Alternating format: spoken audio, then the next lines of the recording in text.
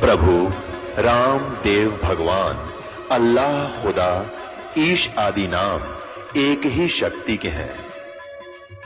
वो कैसा है, कहां है, कैसे मिलता है, किसने देखा है?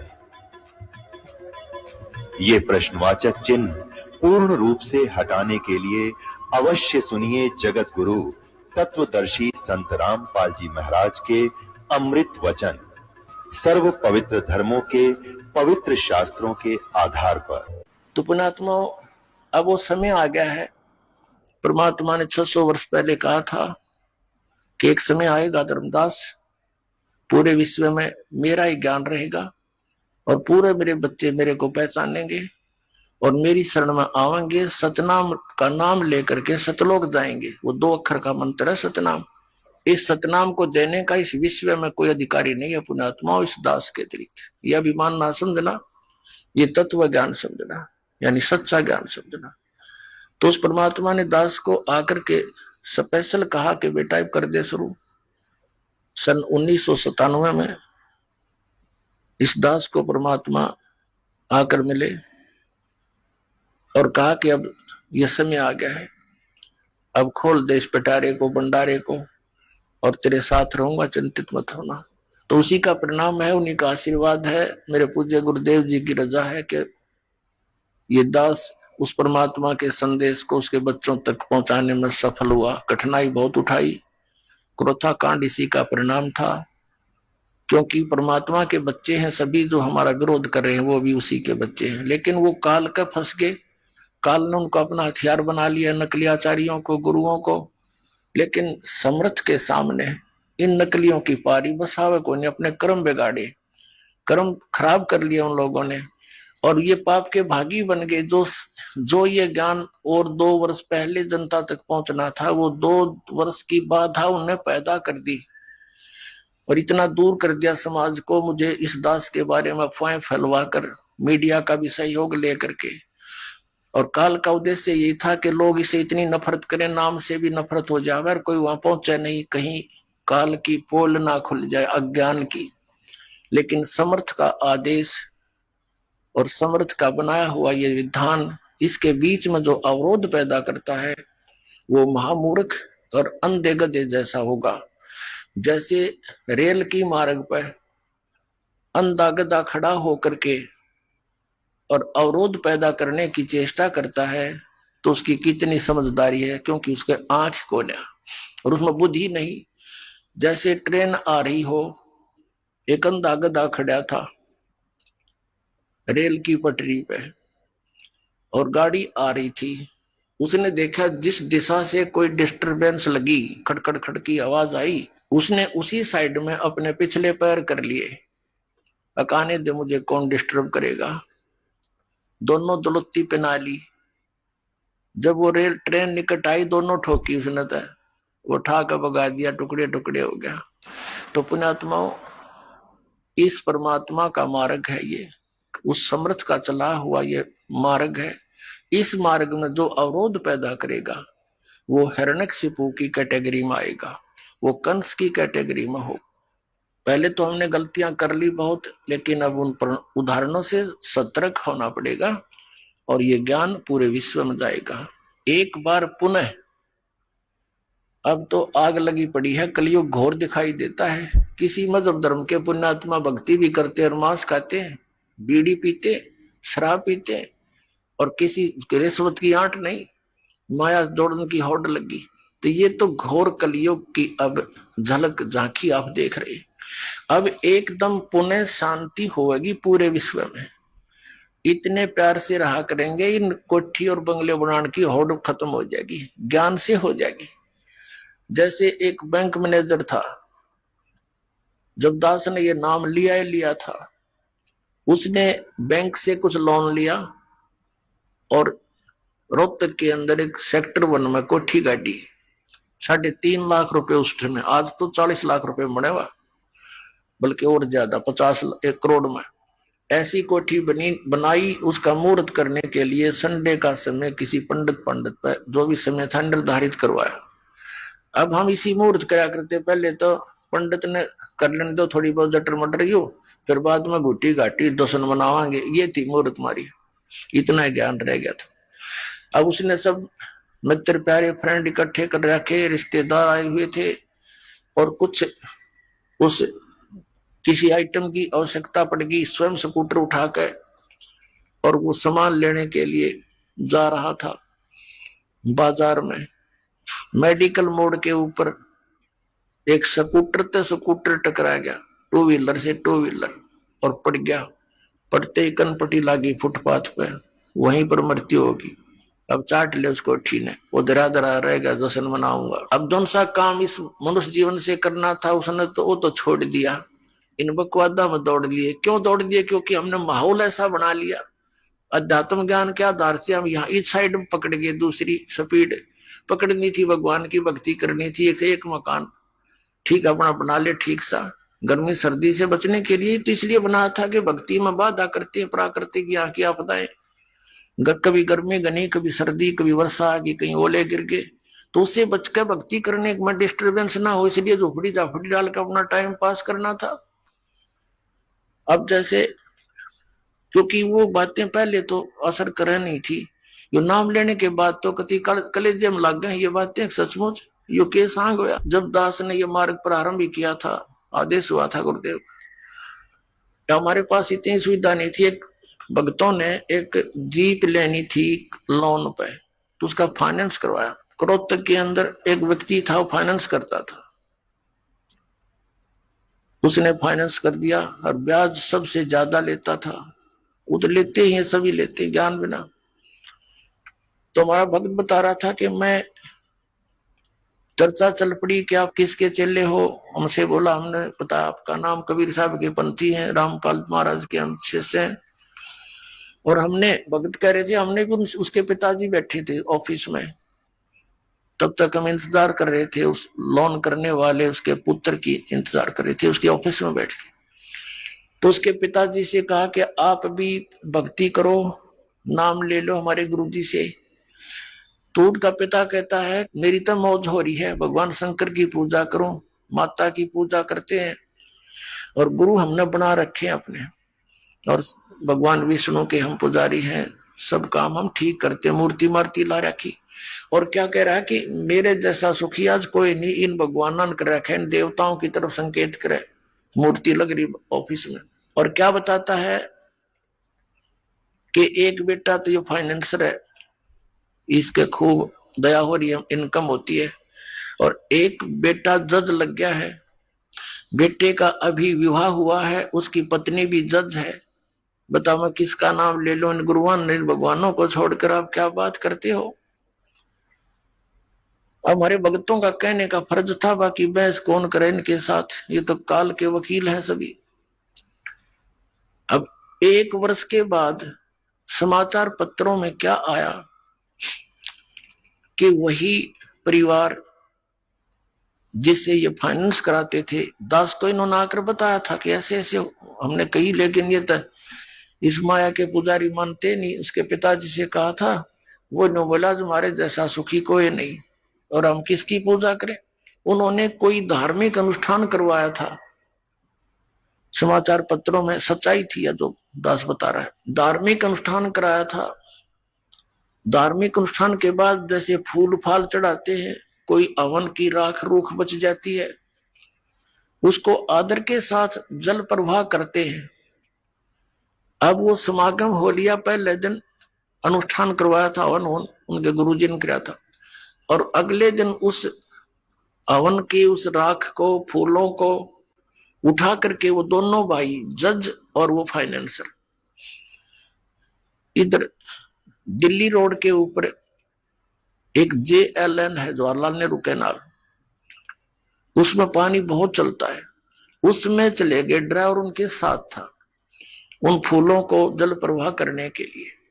अब जो ही उन्होंने जल प्रवाह के लिए फूल फेंके, तो वो स्लोप ज्यादा है ऐसे उस दरिया, उस नहर का, कैनाल का, वो ऊपर पटरी पर गिर गए। अब उसने सोचा कि ले थोड़ा सा इनको नीचे सरका देता हूं। अच्छे एक भाई ने हाथ पकड़ लिया, एक नीचे को होकर सरकाने लगा।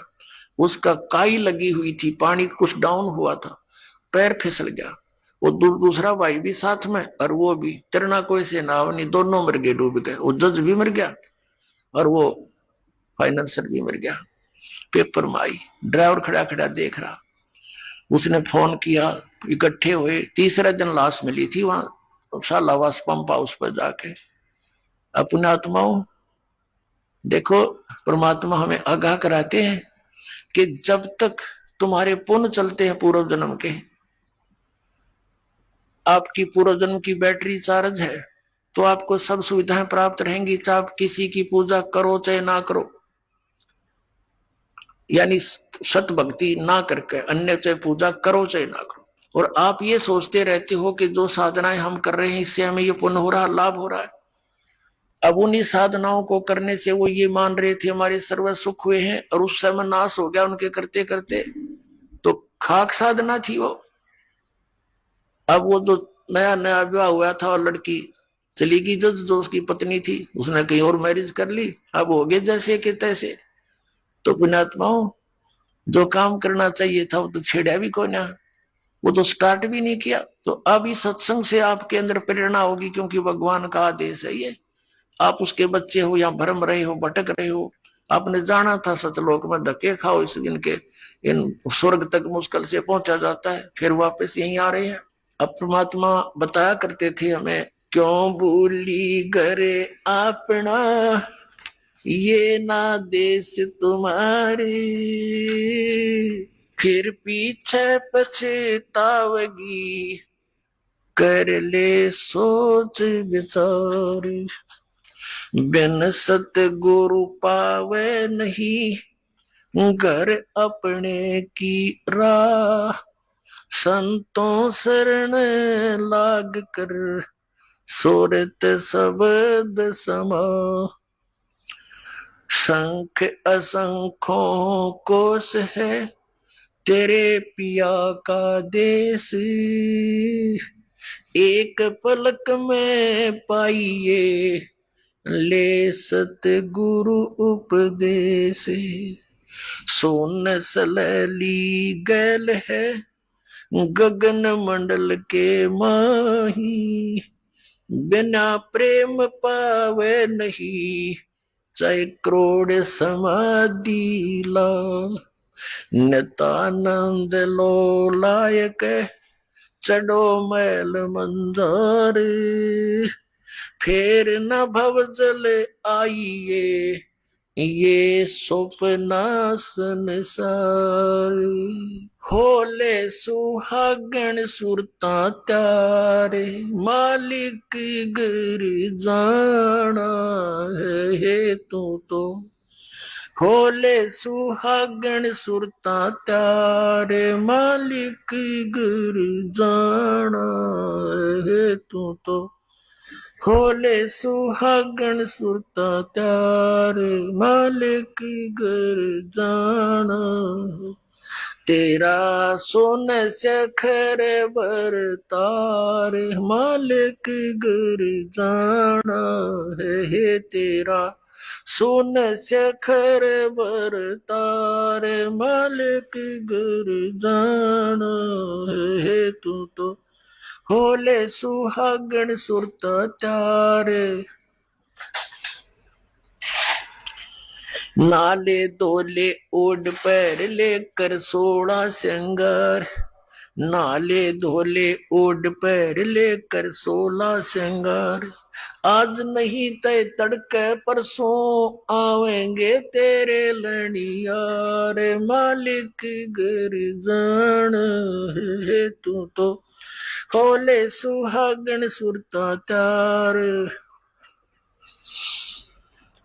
है तेरा। सोन सखर बरतार, मालिक गिर जान है। तेरे साथ की कितनी जाली तू क्यों लारी वार। तेरे साथ की कितनी जाली तू क्यों लारी वार। गुड़िया खेलत जन्म गवाया, लाया है नहीं विचार, मालिक गिर जान है तू तो। होले सुहागण सुरता त्यारे है तेरा सुन शेखर बर तारे मालिक गिरजन सतगुरु मारे बाणिया है करते बनज व्यवहार सतगुरु मारे बाणिया है करते बनज व्यवहार बिन डांडी बिन पालड़े है तोले दिया संसारे मालिक घर जाना होले होले सुहागण सुरता त्यारे मालिक घर ए तेरा सुन शेखर बर तारे मालिक घर जाना है तेरा सुन शेखर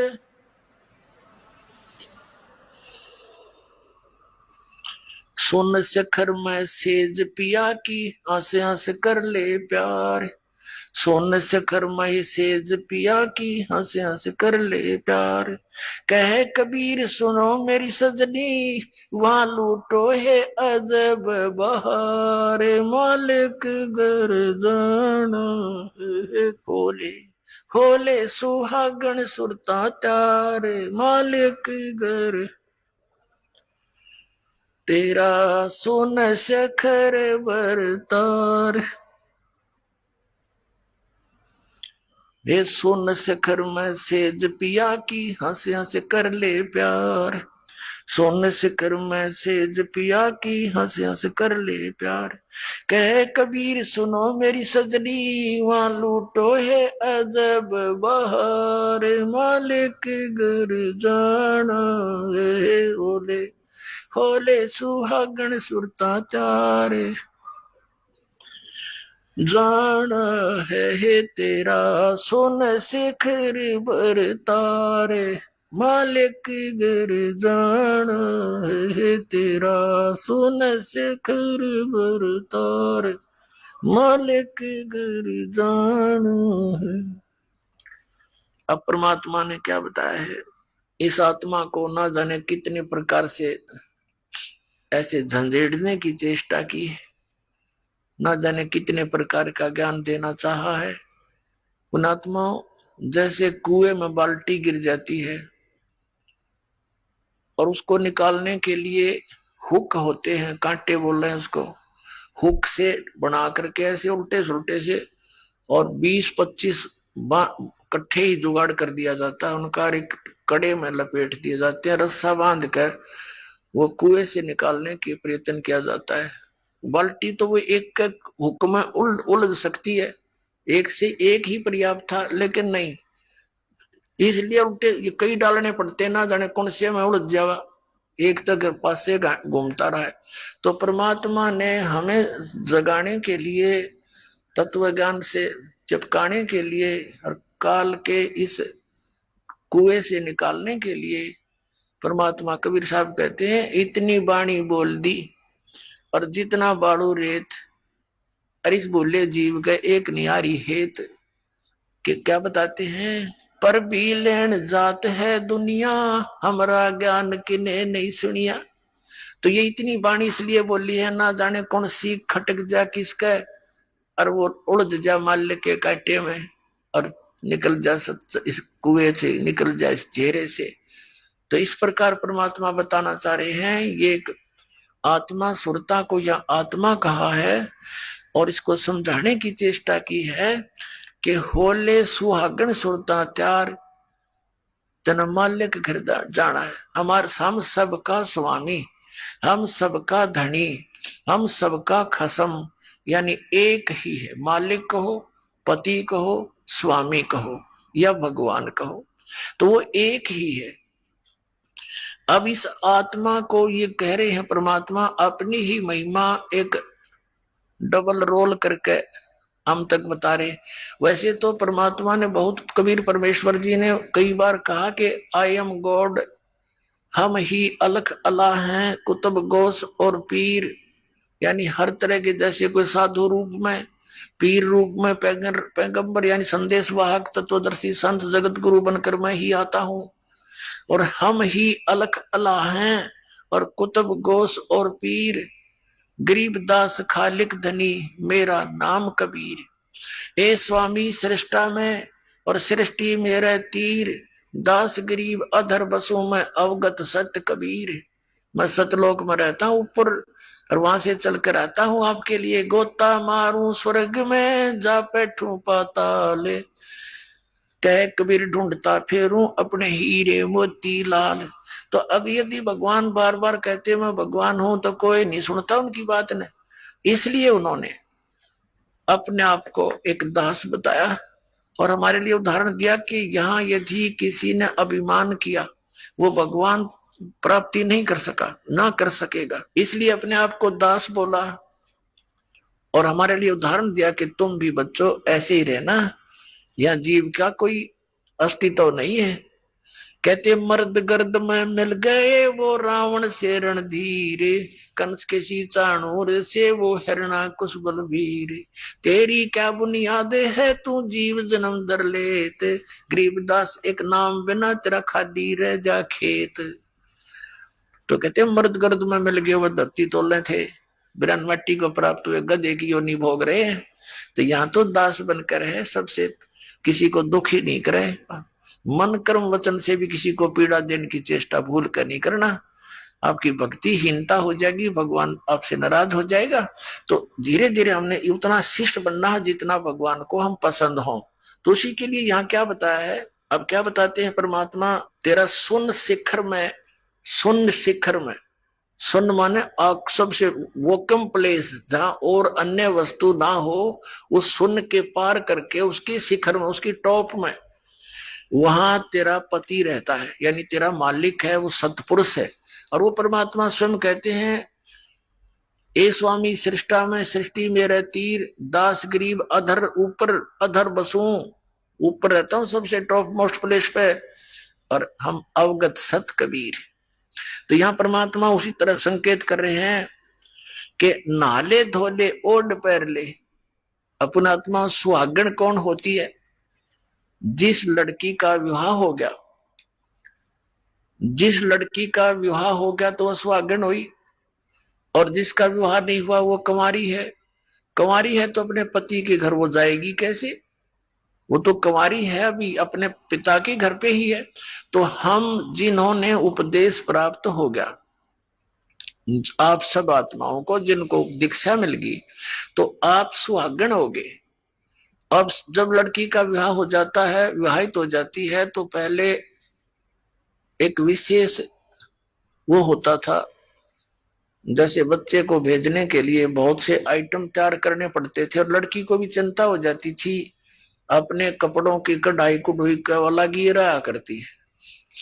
तो क्या बताते हैं कि इस राम नाम के धन रूपी इस दहेज न इकट्ठा कर ले, यो दहेज तू लेकर जागी, और ये सब तेरे अंदर जैसे 16 श्रृंगार कर ले। कौन से 16 श्रृंगार, शील संतोष विवेक अक्षमा भाव भक्ति दान का भाव बनना, इस तरह 16 प्रकार के एक साधक के। वैसे तो लड़कियों को 16 श्रृंगार कहे गए हैं, लेकिन भगत के जो श्रृंगार हैं वो कर ले, जिससे तू अपने पति को प्यारी लगे। यानी मांस शराब तम्बाकू ना खाना, आन उपासना नहीं करनी, और ये शील संतोष विवेक दया भाव नम्रता, एक बहुत अच्छा मृदु भाषा, इस तरह के जो आपके श्रृंगार हैं भक्त के, यदि आप इन श्रृंगारों से युक्त हैं तो भगवान को अच्छे लगोगे। ये उदाहरण दे रहे। नाले धोले ओढ़ पैर ले। नाना धोना क्या है, सत्संग रूपी इस अमृत सरोवर में आत्मा के मैल तार ले। नाले धोले ओढ़ पैर ले, और कै 16 श्रृंगार, यानी सब मर्यादा में रहे, और आज नहीं तो कल परसों तेरे आवेंगे लनियार। ये देसी भाषा हरियाणा की लगभग, परमात्मा तो सब भाषाओं में ही बोला उन्होंने ज्ञान, ताकि मेरे बच्चे कहीं भी हैं वहीं पर समझ जाए। लनिहार मीन तुझे लेने वाले तेरे पति आएंगे, यम के दूत समझ ले। यहाँ तो लनिहार यम के दूत है हमारे, और वहां सतलोक चलोगे तो परमात्मा आएंगे इस दास के रूप में। कहते हैं आज नहीं तो कल परसों, यानी एक दिन तो मृत्यु होनी ही है आपकी, यहाँ तो रहना ही नहीं किसी ने। तो चलने की तैयारी करनी पड़ेगी। 2 सुहागण होगी, यानी जिन्होंने नाम ले लिया, गफलत नहीं करना है। वो तो कभी भी आ सकते हैं लेने के लिए, अब तो हम पराये हो गए हैं। तो इसके विषय में बताया है, तेरे साथ की कितनी जाली तू क्यों लारी वारे, गुड़िया खेलत जन्म गवाया तन लाया नहीं बेचारे। अपनात्मा पहले हम छोटे छोटे थे, जब हमारी बहनें बुआएं उनका उनकी ठीक दर दिया करते, ठीक निर्धारित समय कर देते थे ससुराल जाने का। तो उस ठीक से पहले वो क्या करती थी, अपना कपड़े करते थे 40 तीड़ अगलियां की, ये 20 तीड़ बारलियां की। तील बीन सेट, वो कपड़ों के सेट को तीड़ बोला करते। घाघरा हुआ करता भारा सा, उसपे जुगल कुर्ता है चुंदड़ी, वह तीड़ बोला करते कंप्लीट सेट को। तो वो टेलर आते थे वहां, घर पे ही उन कपड़ों को सील जाते थे, तो टुकड़े बच जाते थे कपड़ों के। तो छोटी बहनें जो होती थी, छोटी छोटी बालक, वो क्या करती थी, उन कपड़ों को उठा के और ऐसे ही तय करके और बना लेती थी।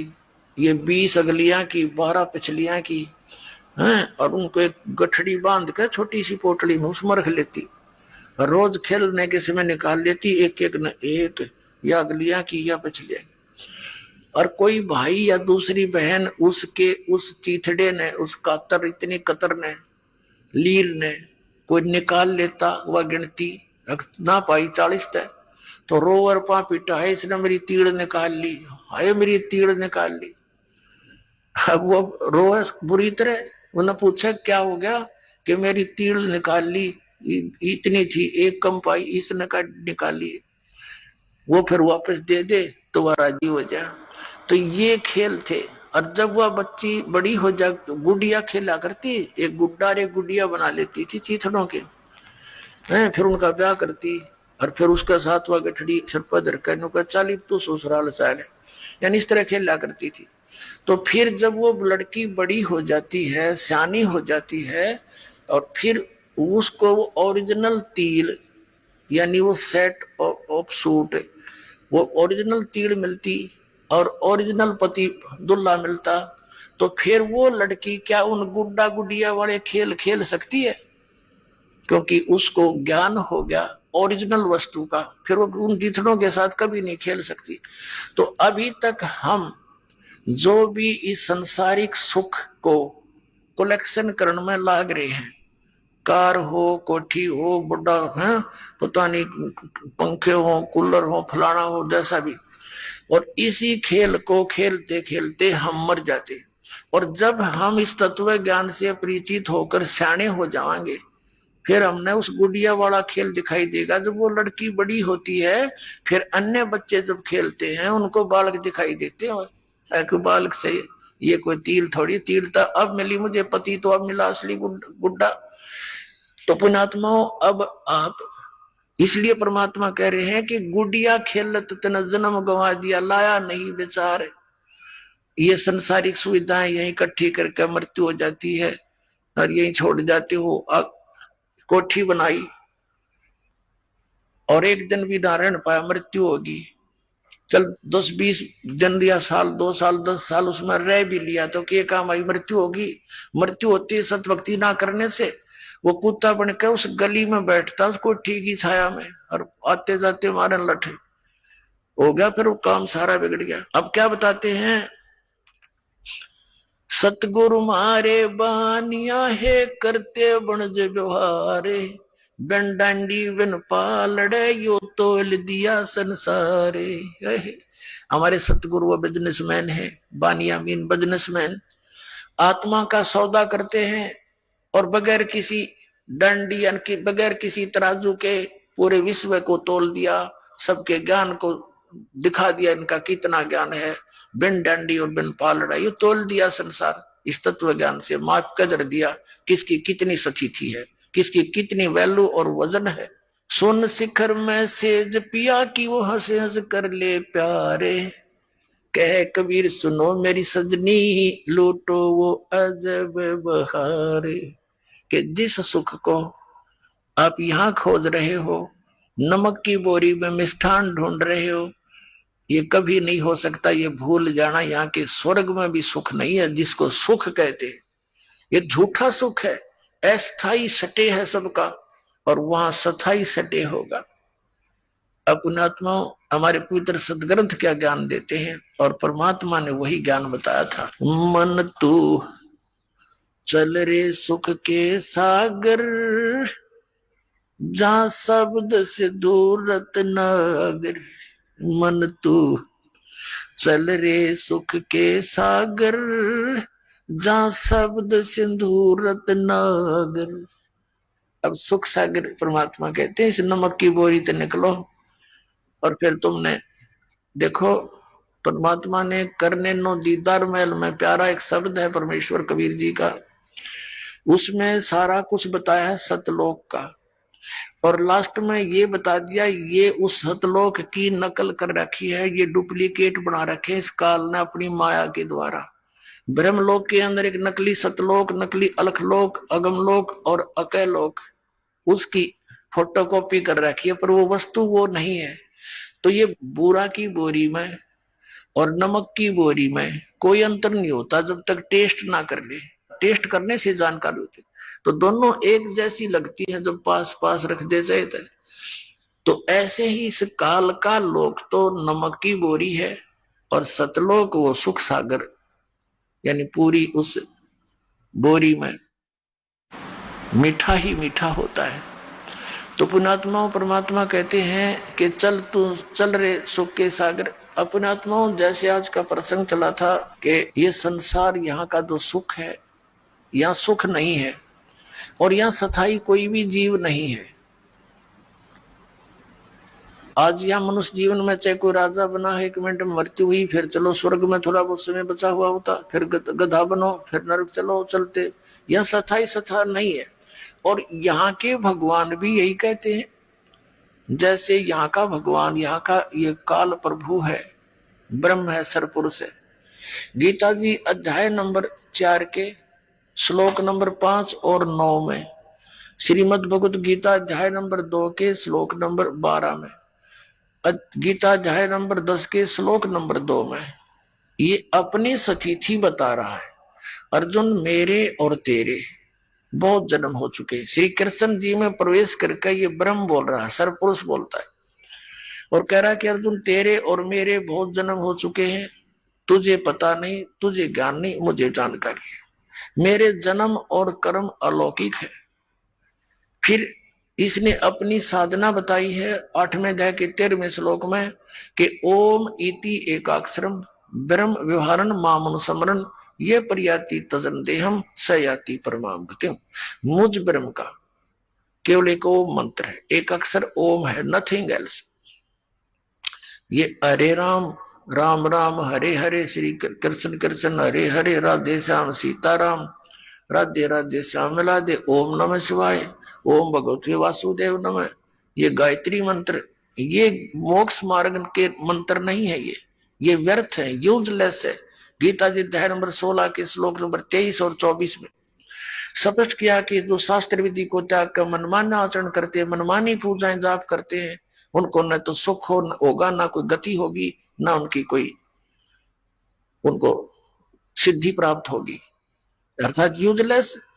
इसलिए 16वें अध्याय के फिर 24वें श्लोक में स्पष्ट किया गीता जी में, इससे तेरे लिए अर्जुन कर्तव्य और अकर्तव्य की अवस्था में कौन सी साधना करनी चाहिए और कौन सी त्याग देनी चाहिए, सदग्रंथों को आधार मानना, किसी के लोक वेद पर आधारित मत होना। तो श्रीमद् भगवत गीता हमारा आधार है भक्ति का, पवित्र वेद हमारा आधार है भक्ति का, साधना का। लेकिन पुराण हमारे सहयोगी हैं अध्यात्म ज्ञान को समझने के लिए। और जो पुराणों के अंदर वेदों और गीता वाला भक्ति विधि है, वो तो वेदों और गीता का ही है, वो तो हम उन्हीं से ग्रहण करेंगे। बाकी अन्य उसके अंदर उस ऋषि वक्ता, पुराण के वक्ता का अपने घर का ज्ञान है जो वेदों और गीता से नहीं मिलता, वो हमने स्वीकार नहीं करना। अब गीता ज्ञानदाता कहता मेरा एक ओम अक्षर है, नथिंग एल्स, और कोई जाप ही नहीं है। इसके अतिरिक्त कोई मंत्र जाप करता है वो अपने डले ढो रहा है, वो कंकर पत्थर इकट्ठे कर रहा है, लाल नहीं है। ये ब्रह्म सत्र का है। और इससे जो इसकी साधना करता हुआ अंत समय में शरीर छोड़कर जाता है तो परम गति को प्राप्त होता है। वो परम गति कौन सी है? ब्रह्मलोक से मिलने वाला स्थान ब्रह्मलोक।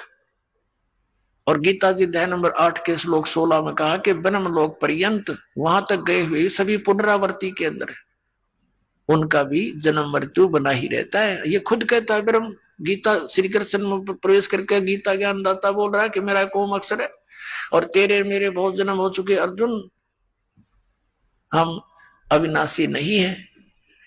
इसलिए 7वें अध्याय के 18वें श्लोक में गीता ज्ञानदाता अपनी गति को भी अनुतम बताता है।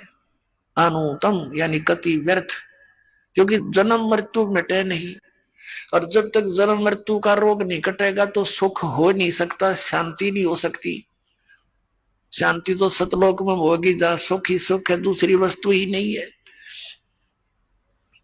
अब इसलिए उसने अपनी साधना को अनुतम बताया है। और ये नकली गुरु, ये आचार्य, ये हमारे बाग में लिखे थे, इन्हें बैठा बैठा दिया।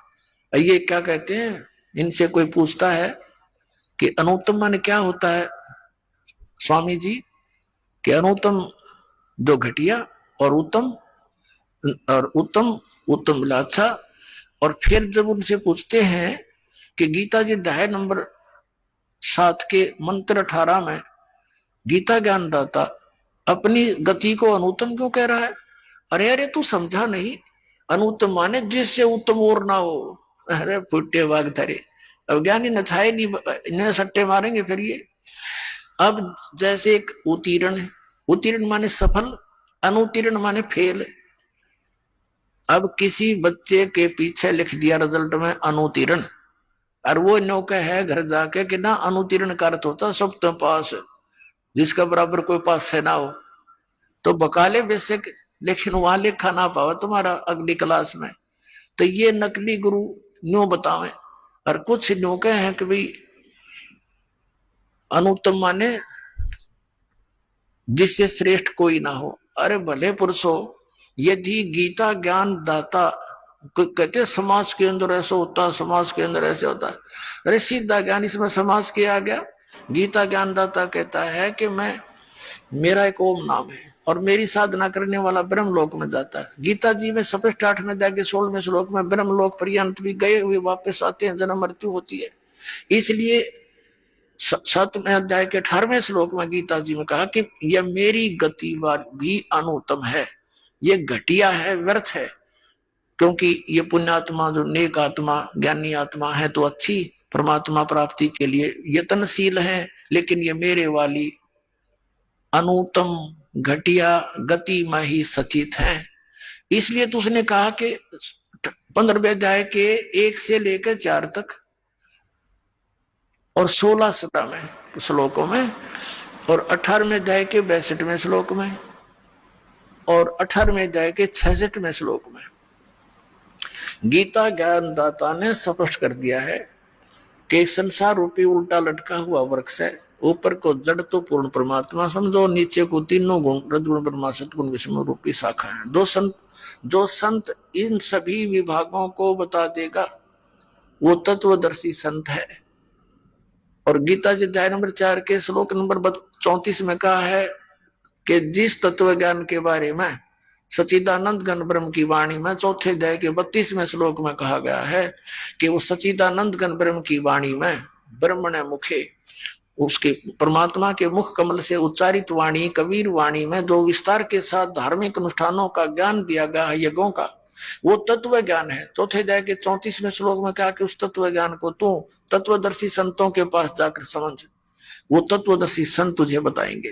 अब तत्वदर्शी संत की पहचान बताई है 15वें अध्याय के प्रथम श्लोक में गीता जी के उल्टे लटके संसार रूपी वृक्ष के सभी विभाग जो बता देगा स वेदवित, वो तत्वदर्शी संत है, उससे पूछो। अब ये तत्वदर्शी जगत गुरु, अब जैसे सेवक होके उतरे इस पृथ्वी के मां और जीव उदाहरण जगत गुरु बार बार बलि जाऊं, जीव उद्धार करने के लिए वो कबीर परमात्मा वो जगत गुरु बनकर तत्वदर्शी संत की भूमिका करने के लिए यहाँ आए। और 120 वर्ष तक रहे, सह शरीर आए, सह शरीर चले गए। तो यहाँ क्या बताते हैं कि तत्वदर्शी संत कौन होगा? जो उल्टे लटके हुए संसार रूपी वृक्ष के सभी पार्ट्स बता देगा, विभाग बतावेगा। तो परमेश्वर ने 600 वर्ष पहले उस सच्चिदानंद घन ब्रह्म की वाणी में ये भाग बता रखे थे। कबीर अक्षर पुरुष एक पेड़ है, सरपुरुष वा की डारे, ये तीनों देवा शाखा है, भाई पाते रूप संसारे। आइए अब हम उन श्रद्धालुओं के अनुभव जानते हैं जो जगत गुरु तत्वदर्शी संत रामपाल जी महाराज जी से दीक्षा प्राप्त कर चुके हैं तथा उनके द्वारा बताए गए भक्ति मार्ग पर चल रहे हैं। नमस्कार सर। सत साहिब जी। सर क्या नाम है आपका? कृष्णलाल जी। सर कहाँ से आए हैं? जलंधर सिटी, पंजाब में। सर संत रामपाल जी महाराज से नाम दीक्षा आपने कब ली? 11 दिसंबर 2016। संत रामपाल जी महाराज से नाम दीक्षा लेने से पहले आप क्या भक्ति साधना करते थे? बचपन में तो मैं माता शेरावाली की भक्ति करता था और ये करते करते करते करते मेरा जीवन बड़ा हो गया, पढ़ाई खत्म हो गई और मैं आर्मी में चला गया। वहाँ भी मैं जाकर यही काम करता था और एक सज्जन ने मेरे से कहा कि भाई तुम ये क्या कर रहे हो? मैं कहा जी शेरावाली माँ की भक्ति करता। उन्होंने बोला भाई तेरा गुरु कौन है? मैंने बोला जी गुरु तो कोई नहीं है। कहता गुरु तो बिना कोई भी भक्ति करना बेकार है, आपने भक्ति करनी है पहले गुरु बनाओ। तो उस गुरु की तलाश में उन्हीं से मैंने पूछा कि गुरु कहाँ मिलेगा, कैसे मिलेगा? तो उन्होंने बताया कि मैं पंजाब में रहता हूँ, आप कहाँ रहते हो? मैं कभी मैं भी पंजाब में रहता हूँ। कहते हैं कि पंजाब से सबसे बड़ा इस टाइम में राधा स्वामी डेरा है, वहाँ आप गुरु बना सकते हो। तो 10 दिन की इमरजेंसी छुट्टी ली, राधा स्वामी डेरे गया और लाइन में लग गया। और जब मेरी बारी आई तो उन्होंने पूछा कि आपने कितने सत्संग पहले सुने हैं? तो मैंने जवाब दिया जी मैंने तो कोई सत्संग नहीं सुना। तो वहाँ से जवाब आया कि आप 5-6 महीने पहले सत्संग सुनो, उसके बाद में आपको नामदान मिलेगा। तो वापस आर्मी में चला गया और मन में ये आया कि अब गुरु तो नहीं मिलेगा, क्या किया जाए। सोचते सोचते एक दिन ऐसा मन में आया कि परमात्मा के बिना जीवन अधूरा है। अब परमात्मा की खोज में निकलने के लिए ये नौकरी छोड़नी पड़ेगी। फाइनल कर लिया, रिजाइन दे दिया, एक्सेप्ट नहीं हुआ। फिर दिया, नहीं एक्सेप्ट हुआ। तीसरी बार मेरा रिजाइन एक्सेप्ट हो गया और मैं घर चला गया। जब घर वालों को पता चला कि इसने नौकरी छोड़ दी है, उन्होंने मेरे फादर को बताया। फादर ने मेरे घर से निकाल दिया। कहता बेटा जहाँ से आए वहाँ चले जाओ। घर के निकलने के बाद मैं जलंधर आ गया। सेटल होने में थोड़ा टाइम लगा। उसके बाद फिर सत्संग सुने राधा स्वामी के और सन 1994 में मेरे को नामदान मिला राधा स्वामी का। उसके बाद मैं मन तन से राधा स्वामी डेरे की सेवा करने लगा और तकरीबन 20 साल सेवा की। कि 20 साल के बाद में मैं इतना कमज़ोर हो गया कि मेरा चलना फिरना उठना बैठना भी कठिन हो गया। जब ये दिक्कत आई, प्रार्थना लगाई तो उन्होंने कहा कि भाई यही परमात्मा मिलने का एक तरीका है। आपकी टांगें सो जाती है, कोई बात नहीं। आपका शरीर सो जाता है, कोई बात नहीं। जीवित मरना इसी को ही कहते हैं। जो जीवित मरता है उसी को परमात्मा मिलता है। तो फिर भी अपना हठ नहीं छोड़ा। 2 साल और लगा रहा तो पागल हो गया। घर वालों ने उठाया और पागल खाने हॉस्पिटल में लेने के लिए चले गए मेरे को। रास्ते में मेरा छोटा भाई साथ बैठा था। उन्होंने मेरे लड़कों को समझाया कि बेटा इनको किसी और हॉस्पिटल में एक बार चेक करवा लो। तो एक माइंड डॉक्टर था एक रास्ते में हॉस्पिटल में, उसमें मेरे को ले गए और उस डॉक्टर ने पूछा, भाई ये क्या है? मैं कहा जी ये हाथ है, राइट हैंड है, 5 उंगल है इसकी, इसी से हम ज़्यादा काम करते हैं।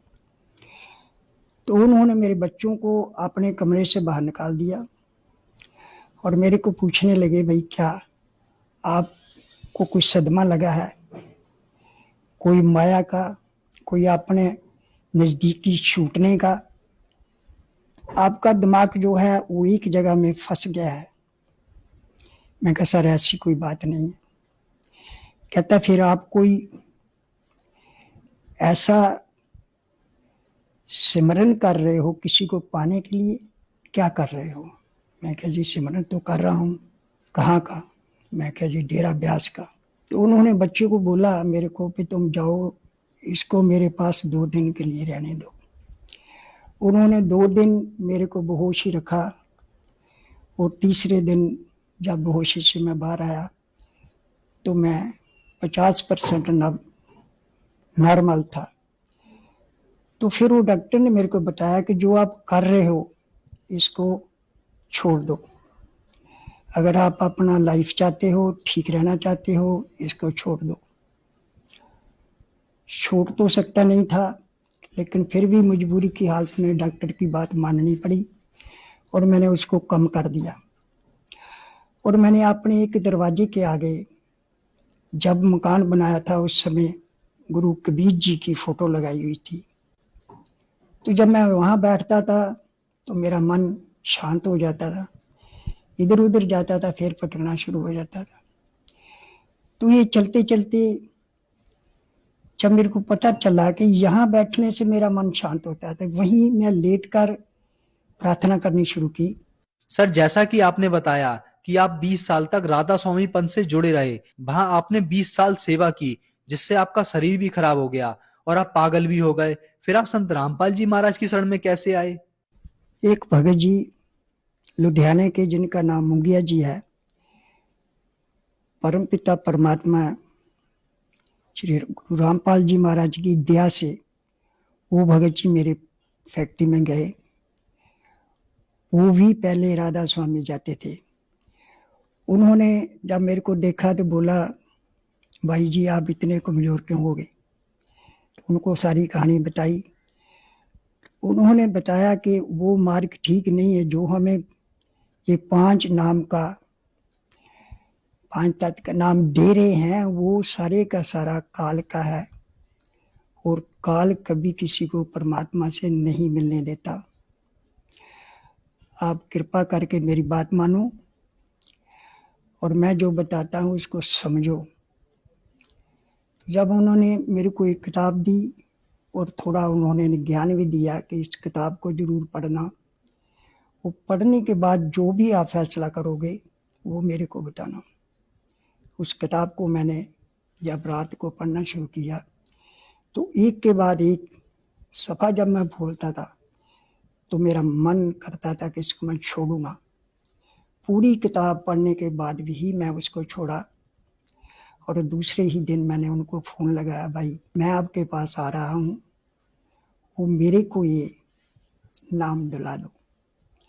तो उन्होंने जवाब दिया, भाई आप अभी आ जाओ, सुबह की बात छोड़ो, अगर आपका मन मानने आए तो अभी आ जाओ। तो मैंने रात को ही उसके पास आ गया लुधियाना में।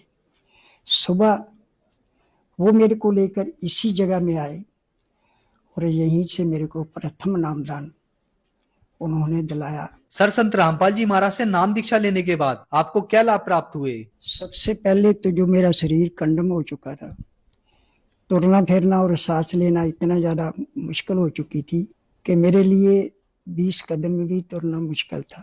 गुरु जी परमपिता रामपाल जी गुरु जी ने मेरे को जो नामदान प्रथम नाम मिला तो मेरे शरीर में ऐसे हुआ जैसे कोई बिजली सी चमक जाती है। धीरे धीरे जैसे जैसे मैं उस सिमरन को करता रहा, भूख थी, रात दिन उसको छोड़ा नहीं। और मेरा पूरे का पूरा शरीर ठीक होना शुरू हो गया। आज उन्हीं की कृपा से मैं चल फिर सकता हूँ और हर कार्य इस संसार का कर रहा हूँ। और दूसरा लाभ, अब उस दौरान में मेरे फेफड़े खराब हो चुके थे, सांस नहीं आता था। कई डॉक्टरों को दिखाया तो वो दवाई देते थे, कहते थे जितने एक स्लिंग हो चुके हैं ये ठीक नहीं होंगे, जितने हैं उनसे काम चलाओ। आज जब मेरे को दूसरा नाम सतनाम मिल चुका है, तो इस नाम की वजह से, सिमरन की वजह से, गुरु रामपाल जी महाराज की वजह से आज मेरा श्वास भी ठीक है और मैं हर कार्य जो है वो बड़ी आसानी से कर सकता हूँ। दूसरा लाभ, अभी थोड़े ही दिन हुए मेरी जो बड़ा लड़का है वो गुजर चुका है, उसकी घर वाली जो मेरी नूरानी है वो मेरे पास रहती है। तो उसके भरा का जलंधर में ऑपरेशन हुआ, ऑपरेशन ठीक हो गया, उसको छुट्टी मिल गई। उसको छोड़ने के लिए मेरी नूरानी ने कहा कि डैडी तुमने इनको मिकेरिया छोड़ने के लिए जाना है। तो मैंने कहा बेटा आप भी साथ चलो। हम 5 आदमी गाड़ी में थे, तो एक गाड़ी जो मेरे पीछे तकरीबन 10 किलोमीटर तक पीछे आ रही थी, कई बार मैंने उसको रास्ता देने की कोशिश की लेकिन उसने क्रॉसिंग नहीं की। एक जगह जाके, खुली जगह जाके उसने अपनी गाड़ी को मेरी गाड़ी में जोड़ना शुरू कर दिया। मैं राइट हैंड गाड़ी चला रहा था, लेकिन इतना मजबूर कर दिया कि मेरे को अपनी गाड़ी को डिवाइडर के साथ लगाना पड़ा। जब डिवाइडर के साथ लगाया तो आगे वाला चक्का राइट हैंड का इतना घिसरा कि उसका टायर उठ गया और उसकी जो बीच वाली स्टेपनी होती है वो डिवाइडर के ऊपर चढ़ गई और गाड़ी पलटने लगी। तो परमपिता परमात्मा रामपाल जी महाराज की दया से वो गाड़ी पलटन से बच गई।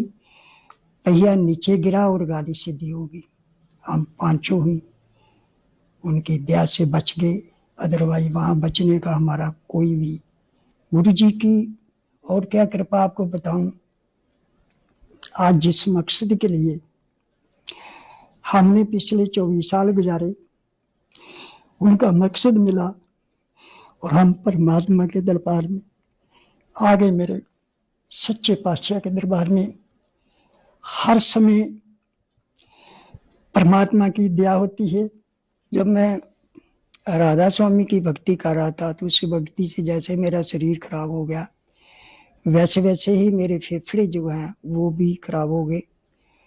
तो उनको ठीक कराने के लिए हॉस्पिटल गया, चेक करवाया और उन्होंने मेरे को डिक्लेयर किया कि आपके फेफड़े जो हैं 85% स्लिंग हो चुके हैं और इनके लिए दवाई है, अगर थोड़ा आगे के लिए जो रहते हैं वो ही बच सकते हैं, ये ठीक नहीं हो सकते। उसी दौरान में मेरे बड़े लड़के की मौत हो गई और वो इस दुनिया से चले गए। उनका भी सदमा लगा। उनके छोटे छोटे बच्चे, 2-3 बच्चे हैं, वो रह गए। उसके बाद में भक्ति ना छोड़ने की वजह थी मेरी मिसेज की भी 2 साल के बाद में मृत्यु हो गई और मैं अकेला ही रह गया। तो गुरु रामपाल जी महाराज ने कृपा की थी, अपना भक्त भेजा, उन्होंने मुझे ये मार्ग दिखाया और इस मार्ग में आकर मेरे को परमात्मा का सच्चा नाम मिला और सच्चाई सामने आई।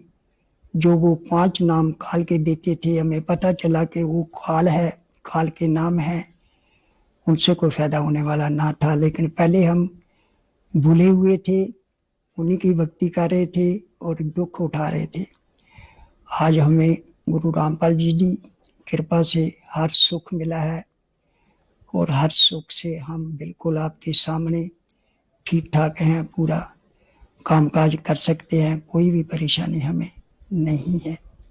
जैसा कि आपने बताया कि आप 20 साल तक राधा स्वामी पंथ से जुड़े रहे, फिर आपने 2 साल से संत रामपाल जी महाराज की भक्ति शुरू की, तो इन दोनों भक्ति साधनाओं में आपको क्या अंतर दिखा?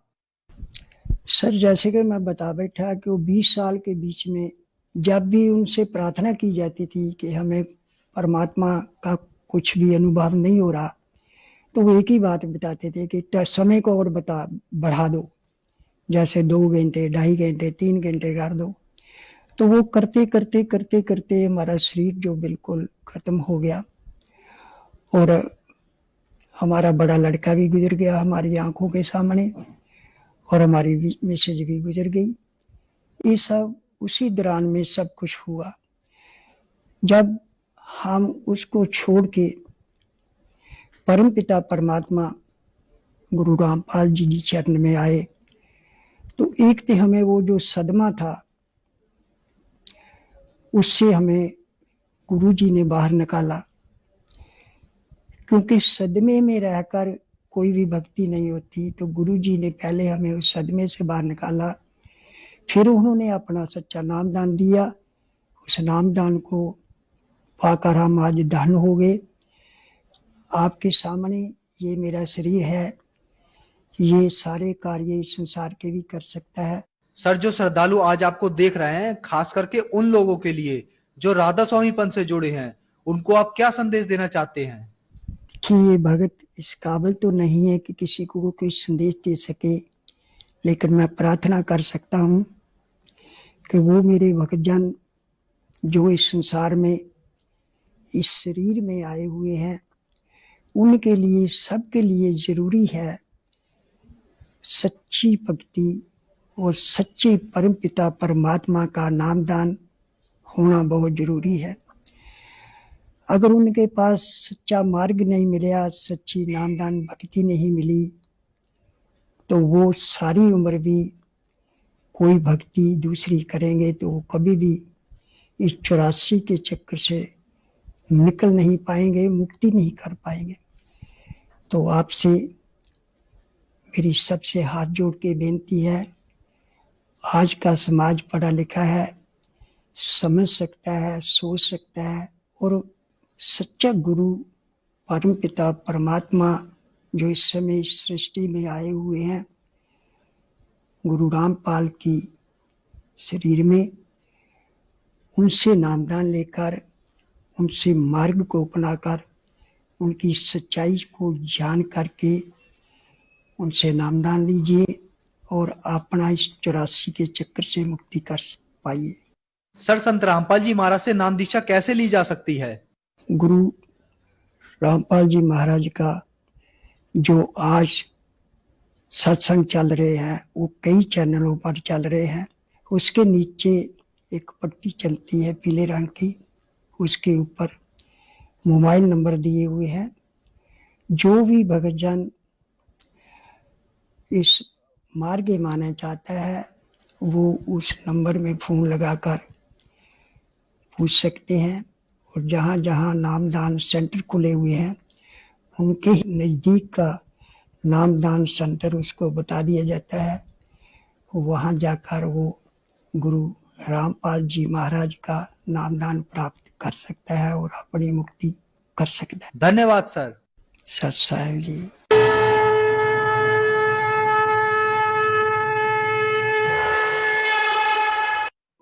आप सुन रहे थे जगत गुरु तत्वदर्शी संत रामपाल जी महाराज के मंगल प्रवचन।